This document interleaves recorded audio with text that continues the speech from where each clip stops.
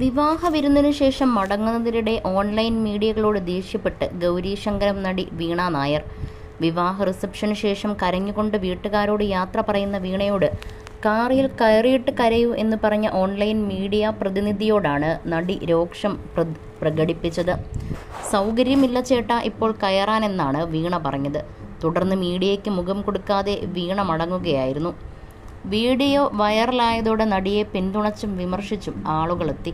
തീരെ അഹങ്കാരമില്ലാത്ത കുട്ടി, ഭാവി എന്താകുമോ എന്തോ, അഹങ്കാരത്തിന് കയ്യും കാലും വെച്ച പെണ്ണ്, കല്യാണത്തിൻ്റെ അന്നുപോലും ഇത്രയും വിനയം കാണിക്കുന്ന കുട്ടി എന്നിങ്ങനെ പോകുന്നു വിമർശനങ്ങൾ. എന്നാൽ വീണ ചെയ്തതിൽ ഒരു തെറ്റുമില്ല എന്നാണ് ചിലർ പറയുന്നത്. വിവാഹ ദിവസം ഇതുപോലെയുള്ള അനാവശ്യ ഡയലോഗുകളൊക്കെ പറഞ്ഞാൽ ഇങ്ങനെ തന്നെയാകണം മറുപടിയെന്നും നടിയെ പിന്തുണയ്ക്കുന്നവർ പറയുന്നുണ്ട്.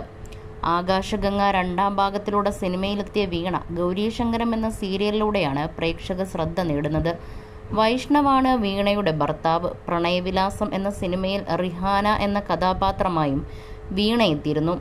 പ്രേംകുമാറിൻ്റെയും ശ്രീലതയുടെയും മകളായി തൃശ്ശൂരിലാണ് വീണയുടെ ജനനം. പഠിച്ചതും വളർന്നതും മുംബൈയിലായിരുന്നു. ബിസിനസ് മാനേജ്മെൻറ്റ് ബിരുദധാരിയാണ്. ക്ലാസിക്കൽ ഡാൻസറായ വീണ ടിക്ടോക്ക് വീഡിയോകൾ ചെയ്യാറുണ്ടായിരുന്നു. നാടോടിക്കാറ്റ് മൂവിയിലെ Mohanlal Shobana romantic scene TikTok ചെയ്ത് വൈറലായതാണ് വീണയ്ക്ക് സിനിമാ അഭിനയത്തിലേക്ക് കടക്കാൻ പ്രചോദനമായത്. ആകാശഗംഗ 2 എന്ന ചിത്രത്തിലേക്ക് അഭിനേതാക്കളെ ആവശ്യമുണ്ടെന്നറിഞ്ഞ വീണ മൺചിത്രത്താഴിലെ ശോഭന അവതരിപ്പിച്ച നാഗവല്ലിയുടെ ഒരു രംഗം അഭിനയിച്ച വീഡിയോ സംവിധായകൻ വിനയന് അയച്ചു കൊടുക്കുകയും അത് അദ്ദേഹത്തിന് ഇഷ്ടപ്പെടുകയും ചെയ്തു.